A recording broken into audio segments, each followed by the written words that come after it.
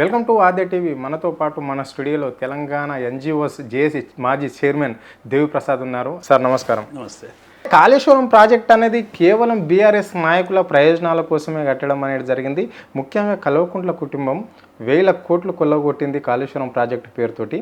అంటే వాళ్ళ చుట్టూ ఉన్న కొంతమంది ఎవరైతే ఆ ఖజానానంతా అలా జేబులో పెట్టుకున్నారో ఆ ఖజానా తీసుకొని ఇప్పటికీ కొన్ని పథకాలను అయితే అమలు చేస్తున్నాము. ఆ ఖజానా వాళ్ళ జేబుల నుంచి తీసుకొని 6 గ్యారెంటీలు తప్పకుండా అమలు చేస్తాం. ప్రజలకు ఇస్తున్న హామీలన్నీ నెరవేర్చే విధంగానే మా ఇంద్రమ్మ ప్రభుత్వం ముందుకు పోతుంది. ఇది ప్రజా ప్రభుత్వం, తప్పకుండా హామీ గ్యారెంటీ చేస్తున్నాము అని చెప్పేసి కూడా ముఖ్యమంత్రి పదే పదే చెప్తుంటారు. నేను కాంగ్రెస్ పార్టీని ఎవరు చర్చకు వచ్చినా మేము చర్చకు సిద్ధం. 18 లక్షల కొత్త ఆయకట్టు, 18 లక్షల రియంబర్స్మెంట్, అంటే ఏదైతే నా సింగూర్ కావచ్చు, లేకుంటే శ్రీరామ్ సాగర్ ప్రాజెక్ట్ కావచ్చు, రకరకాల ప్రాజెక్టుల కింద ఉన్న వాటికి రియంబర్ చేసేటువంటి ఆయకట్టు, అంటే స్టెబిలైజేషన్ చేయడానికి 18 లక్షలు కొత్త ఆయకట్టు. ఈ 36 లక్షల ఆయకట్లలో ఎవరికి బీఆర్ఎస్ నాయకులకు ఎంత తీసి ప్రకటించమని చెప్పండి. లక్షలాది మంది రైతులకు సంబంధించినటువంటి ఆస్తి, నిజంగానే తెలంగాణలో ఉన్న లక్షలాది మంది రైతులందరూ కూడా తెలంగాణ ఉద్యమంలో పాల్గొన్నారు. టీఆర్ఎస్ పార్టీని ఆదరించారు. కేసీఆర్ అంటే గౌరవించారు. గౌరవించినంత మాత్రాన అవును మా తెలంగాణ మొత్తం కేసీఆర్ కుటుంబమే. అలా మీ కుటుంబం అంటే మీ 4 బ్రదర్స్ కుటుంబం కాదు, ఇది మాది చాలా విశాల ప్రయోజనాల దృష్ట్యా తెలంగాణ అంతా కేసీఆర్ కుటుంబమే. నువ్వు కేసీఆర్ కుటుంబం మీద లక్షలు అన్నారు కదా, 1,00,000 కోట్లు అవినీతి చేసిరని చెప్పిండ్రు. మరి ఎంత అవినీతి జరిగింది? 20 నెలల నుంచి ఏం శోధించరు, ఏం తీసిండ్రు? అంటే కేవలం బురద చల్లడం, ఆ బురద కడుక్కోవడానికి మేము పదే మాట్లాడడం, మళ్ళీ బురద చల్లడం. అంటే కాళేశ్వరం ప్రాజెక్ట్ అనేది ఓన్లీ కేవలం బీఆర్ఎస్ నాయకులు గొప్పలు చెప్పుకుంటున్నారు. గతంలో ఈ భారతదేశంలో 60 ఏళ్ళు పాలించిన కాంగ్రెస్ పార్టీ వివిధ రాష్ట్రాలలో అనేక ప్రాజెక్టులు కట్టింది. అంటే ఇప్పుడు తెలంగాణ ఉమ్మడి ఆంధ్రప్రదేశ్లో కూడా చాలా ప్రాజెక్టులు కట్టింది. ఇప్పుడు నాగార్జున సాగర్ అనుకోవచ్చు, సింగూరు డ్యామ్ అనుకోవచ్చు, శ్రీరామ్ సాగర్ అనుకోవచ్చు, అంటే జూరాల, అంటే రకరకాల ప్రాజెక్టులు కట్టినా మేము ఇంత ప్రచారం చేయలేదు. ఈ కాళేశ్వరం ప్రాజెక్టు కట్టుకొని ఇంత ప్రచారం చేయవలసిన అవసరం ఏముంది? కాళేశ్వరం ప్రాజెక్ట్ కింద ఒక రైతు కూడా బతకడం లేదు అని చెప్పేసి కూడా ముఖ్యమంత్రి స్పష్టంగా చెప్తున్నాడు. ఇప్పుడు నాగార్జున సాగర్ ప్రాజెక్టు మేము కట్టినామని గొప్పలు చెప్పుకునేటువంటి కాంగ్రెస్ పార్టీ నాయకులు నాగార్జున సాగర్ ప్రాజెక్టు సైటే ఆంధ్ర ఇంజనీర్ల పెత్తనము, ఆంధ్ర పాలన పెత్తనానికి ఒక ప్రతీకగా ఇవాళ నాగార్జున సాగర్ ప్రాజెక్టు ఇచ్చింది. దాని ఎడమ కాలువ కుడి కాలువ 2 చూస్తే తెలిసిపోతుంది. ఎడమ కాలువ కుడి ఎడమ అంటాం కదా, కుడి ఓడు ఎడమ అన్నట్టు ఆంధ్ర ప్రాంతానికి పోయేటువంటి కాలువనేమో సజావుగా నీళ్లు పోయి వాళ్ళ పంటలను పండిస్తుంది. ఎడమ కాలువనేమో ఎక్కడానికే ఇబ్బంది, దిగడానికే ఇబ్బంది. సొరంగంకు సంబంధించి మీరు ఆ ప్రాజెక్టు వెనుక ఇంకా ఒక సైటు షిఫ్ట్ చేసి కడితే బాగుండేదని ఆ రోజే అందరం అన్నాం. కాంగ్రెస్ మేము నాగార్జున సాగర్ ప్రాజెక్టు గొప్ప అని చెప్పుకుంటున్నావు కదా, మళ్ళీ తెలంగాణ ప్రజలకు ఎన్ని లక్షల ఆయకట్టించినావు అది చెప్తే గొప్ప. సింగూర్ ప్రాజెక్ట్ అని గొప్పలు చెప్పుకుంటారు. హైదరాబాద్ నగరానికి నీళ్ళకే కదా, నువ్వు సింగూర్ ప్రాజెక్టుకు 40,000 ఎకరాలకు నీళ్ళు ఇవ్వాలని 100 రోజుల దీక్ష ఇప్పుడు ఉన్నటువంటి దామోదర్ రాజనరసింహనే చేసిండు. మాకు తెలుసు, ఎందుకంటే మేము మెదక్ జిల్లా ప్రాంత వాసులుగా 100 రోజులు నేను నిరాహార దీక్ష చేసిండు. తెలంగాణ నీళ్ళు ఇవ్వాలి ఆయకట్టుకని. వాళ్ళ పార్టీ అధికారంలోకి వస్తే ఆయకట్టుకు నీళ్ళు ఇవ్వలేదు. సింగూరు ప్రాజెక్టుకు సంబంధించినటువంటి రిహాబిలేషన్ వాళ్ళకు భూముల పరిహారం కూడా బీఆర్ఎస్ పార్టీ చెల్లించి, వాళ్ళ అధికారంలో ఉన్నా కూడా వాళ్ళకు చెల్లించలేదు. సింగూరు ప్రాజెక్టు నుంచి తెలంగాణ రైతాంగానికి నీళ్ళు ఇవ్వడానికి బీఆర్ఎస్ పార్టీ చేసిన కృషి వల్లనే ఇవాళ ఆయకట్టు అవుతా ఉన్నది. ఇవాళ కాంగ్రెస్ పార్టీ గొప్పలేంది, హైదరాబాద్ నీళ్ళ కోసం ఏమన్నాడు ఎన్టీ రామారావు ఆ రోజు. ఇవాళ మర్చిపోయినాము కాంగ్రెస్ వాళ్ళు. మేము కావాలంటే రక్తం ఇస్తే కానీ నీళ్ళ సుక్కలు ఇవ్వన్నాడు. మెదక్ జిల్లా ప్రజలకు ఇక టీడీపీ నాయకులు ఇలా మళ్ళొస్తాం అంటున్నారు కదా, మీ ఎన్టీ రామారావు అన్న మాట్లాడింది మెదక్ జిల్లాకు అవసరమైతే నా రక్తాన్ని ఇస్తా కానీ సింగూరు నీళ్ళు ఇయ్య అన్నాడు. మళ్ళీ దానికి సమాధానం చెప్పాలి కదా వీళ్ళందరూ. ఇక్కడ కాళేశ్వరం ప్రాజెక్టు ఇక్కడ తెలంగాణ అభివృద్ధి గురించి కట్టింది కాబట్టి ఇక్కడ బీఆర్ఎస్ పార్టీ కట్టింది, బీఆర్ఎస్ పార్టీ పాలనలోనే ఇక్కడ ప్రాజెక్టు ఇక్కడ కూలిపోయింది అని చెప్పేసి కాంగ్రెస్ నాయకులు విపరీతమైన ప్రచారాలు చేస్తున్నారు. ఓకే, అది బాగుంది. సో మరి ఇక్కడ జాతీయ హోదా కలిగిన పోలవరం ప్రాజెక్టు కూడా 2, 3 సార్లు అది కూలిపోయింది. మరి NDSA ఎందుకు రిపోర్ట్ చేయడం లేదు? ఎందుకు ఆ కమిషన్ ఎందుకు నోరు మొత్తం లేదు? ఓన్లీ కాళేశ్వరం ఎందుకు కనిపిస్తుంది? వాళ్ళకు భూతద్దం పెట్టి ఎందుకు చూడవలసిన అవసరం వస్తుంది? ఎందుకంటే మేము భారతీయ జనతా పార్టీతో అనుబంధంగా లేము. భారతీయ జనతా పార్టీతో మాకు పొత్తు లేదు, భారతీయ జనతా పార్టీని ఓడించడానికి మేము రేయింబవలు కష్టపడుతున్నాం, కాబట్టి మా ఇలా ఎన్డీఎస్సీ అనేటువంటిది వెంటనే వచ్చేస్తుంది వీడికి. కాళేశ్వరం ఏటీఎం అని అంటాడు, కాళేశ్వరం ఏటీఎం అని అమిత్ షా అంటాడు, లేకుంటే మోదీ అంటారు, వీళ్ళిద్దరు అంటారు. మరి ఘోష్ కమిషన్ ఎందుకు పిలవలే వాళ్ళని? పిలిచి వాళ్ళ విచారణ కూడా చేసేది ఉండే కదా.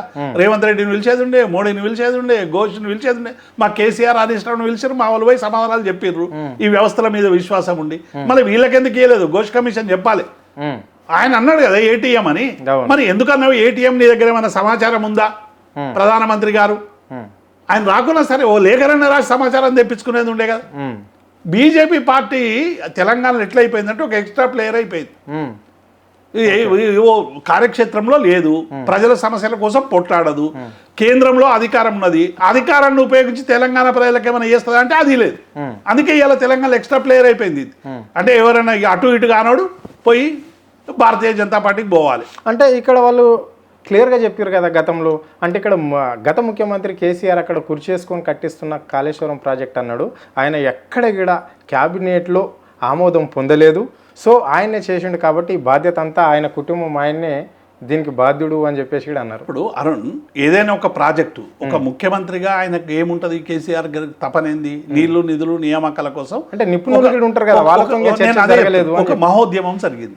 ఆ ఉద్యమ ఫలితంగా కేసీఆర్ గారు ఏమనుకున్నారంటే మనం ఒక ప్రాజెక్ట్ నిర్మించాలి, గోదావరి కృష్ణ మీద ఉన్నటువంటి నీళ్లను ట్యాగ్ చేయాలి, వీలైనంత మేరకు ప్రాజెక్టులు కట్టుకొని తెలంగాణ ప్రజానీకానికి నీళ్లు ఇవ్వాలి. ఇది విధానపరమైనటువంటి నిర్ణయం.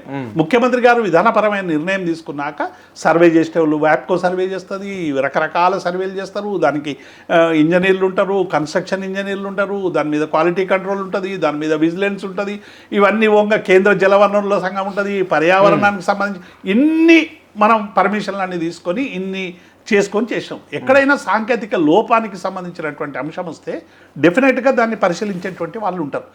సాంకేతిక పరమైనటువంటి ఏవైనా చిన్న లోపాలున్నా, డిజైన్ పరమైన లోపాలున్నా, ఎగ్జిక్యూషన్లో ఏమైనా లోపాలున్నా దానికి ముఖ్యమంత్రికి ఏం సంబంధం?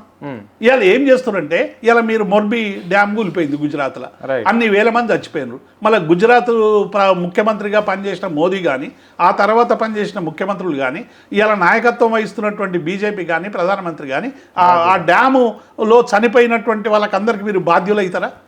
మీరు ఎస్ఎల్బీసీ టన్నల్ హడావిడిగా మేము చేస్తాము, బీఆర్ఎస్ పార్టీ చేయలేదని హడావిడిగా చేసారు కదా. 8 మంది చచ్చిపోతే 2 శవాలు తీసారు, 6 శవాలనే ఉన్నాయి. ఇంకొక ఆయన మాట్లాడుతూ నాకు ఫోన్ చేసిండు నల్ల కళ్యాణ్ మంత్రి. ఒక మంత్రి స్థాయి ఎంత విషాదం అంటారు. అక్కడనేమో చాలా మంది విషాదంగా కన్నీళ్లు గారుస్తున్నారు, రోధిస్తున్నారు, బాధపడుతున్నారు. వాళ్ళు వస్తే నాకు అల్లకల్లి ఫోన్లో మాట్లాడినాడు, కప్పకపోయినా ఎట్లా ఫోన్లో మాట్లాడతాడు? ఇటువంటి మంత్రులు వెళ్తున్న రాష్ట్రంలో ఉండడం మన విషాదం. అంటే మీరు ఎస్ఎల్బీసీని తొందరగా చేయాలని చూసారు, 8 మంది చచ్చిపోయినారు, వారం రోజులలో కంప్లీట్ చేస్తామన్నారు. ఏమైంది? ఉత్తమ్ కుమార్ రెడ్డి ఉత్తమ్ మాట ఇలా 6 నెలలు అయిపోయింది, శవాలు అయిపోయినాయి అనుకుంటా, అలానే ఏమైపోయినాయో మట్టిలో కలిసిపోయినారు. సియాచిన్ జరిగింది, ఏమైంది? శవాలకు డిఎన్ఏ టెస్టులు చేసా కూడా దొరకకుండా రకరకాలుగా అంత పెద్ద ట్రాజెడీ జరిగితే దేశవ్యాప్తంగా అంతమంది ఇటీవల చనిపోయినటువంటి పారిశ్రామిక ప్రాంతంలో మనం ఎప్పుడు చూడలేదు. దాని మీద అసలు లేనేలేదు.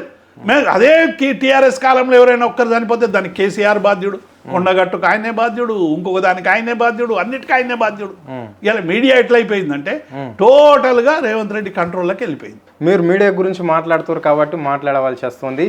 మీ అనుభవంలో మీరు ఎప్పుడైనా చాలామంది ముఖ్యమంత్రులను చూసుంటారు ఇప్పటిదాకా, అంటే ఒక జర్నలిస్టు ఒక ముఖ్యమంత్రి ప్రెస్ మీట్ పోతే లేచి ఇలబడి గౌరవ వందనం పెట్టాలని ఎక్కడన్నా రాసింది ఉందా? అంటే ముఖ్యమంత్రి ముందట కాలు మీద కాలేసుకొని కూర్చొని భావస్వేచ్ఛ ఒక జర్నలిస్టుకు లేదా? అంటే ఇక్కడ రాష్ట్ర ముఖ్యమంత్రి మొన్న కూడా కామెంట్ చేయడం అనేది జరిగింది రేవంత్ రెడ్డి. అంటే చదువురాని జర్నలిస్టులు కూడా నా ముందట కాలు మీద కాలేసుకొని కూర్చుంటున్నారు, చెంపలు పొలగొట్టాలనిపిస్తుంది అన్నాడు, మొన్న అన్నాడు. గతంలో ఒకసారి సోషల్ మీడియాను ఉద్దేశించి ఓ మాట మాట్లాడాడు, నా మీద నా కుటుంబం మీద ఇష్టానుసారంగా మాట్లాడుతున్నారు, పబ్లిక్తో మాట్లాడిపిస్తున్నారు, ఒక్కొక్కరిని బట్టలీడే వదిలేసి కొడతాను అని చెప్పేసి ఇక్కడ అన్నాడు. ఈ వాక్యాలను మరి ఎట్లా చూస్తారు? అంటే గతంలో ఎవరన్నా ఏ ముఖ్యమంత్రి అన్న ఇలాంటి వాక్యాలు చేసిండా? ఇప్పుడు నేను దాదాపు ఒక 5-6 ముఖ్యమంత్రులతో స్వయంగా మాట్లాడినాము, అనేక రకాల చర్చలు పెట్టినాము, గంటల కొద్ది మాట్లాడినటువంటి అనేక మంది, అది కాంగ్రెస్ ఉండొచ్చు, తెలుగుదేశం ఉండొచ్చు, ఇంకొకటి ఉండొచ్చు. మేము ఏ రాజకీయ పార్టీలు లేకున్నా ఒక రాష్ట్ర నేతగా, తర్వాత మా మెదక్ జిల్లా అధ్యక్షునిగా 20 ఏళ్ల పాటు పనిచేసినా కాబట్టి అనేక మంది మంత్రులతో జర్నలిస్టులతో అనేక రకాలుగా సంబంధాలు ఉంటాయి. ఏవో ఒక్కరు కూడా జర్నలిస్టులు అంటే అత్యంత గౌరవం ఉండేది. జర్నలిస్టులు అంటే భయపడేవాళ్ళు. అంటే ఏదైనా విషయం వస్తే పబ్లిక్ నుండి వస్తే జర్నలిస్టులు ఒక మాట చెప్తే దానికి పెద్ద ఎత్తున ఉద్యమాలు చెలరేగుతాయి అనేటువంటి ఒక భయం ఉండే. ఇప్పుడు ఆ భయం అంతా పోయింది. ఎందుకంటే మెయిన్ మీడియా మా చేతుల్లో ఉంది కాబట్టి ఈ జర్నలిస్టులతో మాకేం పని. ఇదివరకేమో జర్నలిస్టుల మీద ఆధారపడి రాజకీయాలు నడిపేటోడు. ఇప్పుడు యాజమాన్యంతో కుమ్ముక్కై రాజకీయాలు నడుపుతున్నారు. జర్నలిస్టులు ఏది రాస్తేంది, నువ్వు ఎంత రాసినా కట్ చేసి వాళ్ళకు అనుకూలంగా మాట్లాడేటువంటి మాటలే వేస్తారు. ఎంత దుర్మార్గం. కాళ్ళ మీద కాలేసుకుంటే వాళ్ళకు సంబంధించినటువంటి విషయం అది. కాళ్ళ మీద కాలేసుకుంటావా, ఉత్త కూర్చుంటావా, కింద కూర్చుంటావా అనేది ఆయన వ్యక్తిగతమైనటువంటి స్వేచ్ఛకు. ఇంకా కానీ నువ్వు కాళ్ళ మీద కాలేసుకున్నంత మాత్రాన నువ్వు ఆయన ఏదో నీకు నమస్తే పెట్టకుంటే, ముఖ్యమంత్రికి నమస్తే పెట్టాలని ఏమన్నా రూల్ పెట్టండి. మళ్ళీ రాజ్యాంగం ఒకటి బిల్ పాస్ చేసేయండి. నమస్తే పెట్టకుంటే వానికి 5 ఏళ్ళు శిక్ష పెట్టండి. ఇది ఫ్యూడలిజమా, ప్రజాస్వామ్యమా? ఎందుకు నమస్తే పెడతారు ముఖ్యమంత్రికి? ఏదైనా పదవులు కావాలనుకున్నోడు పెడతాడు, ఏదైనా అవసరం ఉన్నోడు పెడతాడు, ఇంకేదైనా అవసరాలు ఉన్నోడు పెడతాడు. ప్రజలకేం అవసరం, జర్నలిస్టులకు ఏం అవసరం? రైట్. ఇప్పుడు జర్నలిస్టు రేపు ఇంకేదో కావాలి, అదేదో శాట్కు CEO కావన్నో, లేకుంటే ఇంకో దానికి ఏదైనా కావన్నో, లేకుంటే ఏదైనా పదవులు ఆశించిన జర్నలిస్టులు అయితేనేమో కాళ్ళు పక్కకు పెట్టుకొని ఇట్లా ఇట్లా ఇట్లా ఇట్లా పొద్దుందో దండాలు పెడతారు. ఏది అవసరం లేదు. ప్రజల పక్షం నిలిచే జర్నలిస్టులకు ఏం అవసరం? దండం పెట్టేది ఏం అవసరం? కాబట్టి వ్యక్తిగత స్వేచ్ఛ మీద ఆయన ఒక్క జర్నలిస్టుల మీదనే కాదు, ఉద్యోగుల మీద అటువంటి మాటలు మాట్లాడి నన్ను గోసుక తిన్నా, నన్ను వండుక తిన్నా, నేను ₹1 అన్నాడు. పెన్షనర్ల మీద అట్లే మాట్లాడుతున్నాడు. రైతుల మీద అదే పద్ధతిలో మాట్లాడుతూ ఉన్నాడు. మీరు ఒక్క వర్గాన్ని కాదు, ఏ వర్గాన్ని కూడా ఆయన సరైనటువంటి రీతిలో గౌరవంగా చూస్తలేడు అనేటువంటిది ఈ 20 నెలల పాలన. ముఖ్యమంత్రి గారు తన భాష మార్చుకోవాలి. ఆయన PCC ప్రెసిడెంట్ ఉన్నప్పుడు వేరు, ఇలా గౌరవ ముఖ్యమంత్రి, అందరికీ ముఖ్యమంత్రి, అందరం గౌరవిస్తాం. ప్రజాస్వామ్యంలో ఒక ముఖ్యమంత్రికి అందరం గౌరవం ఇవ్వాలి, ఇస్తాం. కానీ ఆ గౌరవం ఇచ్చేటట్టు చూసుకోవాలి కదా. నువ్వు గౌరవం ఇయ్యి అంటే ఎవరు ఇయ్యరు.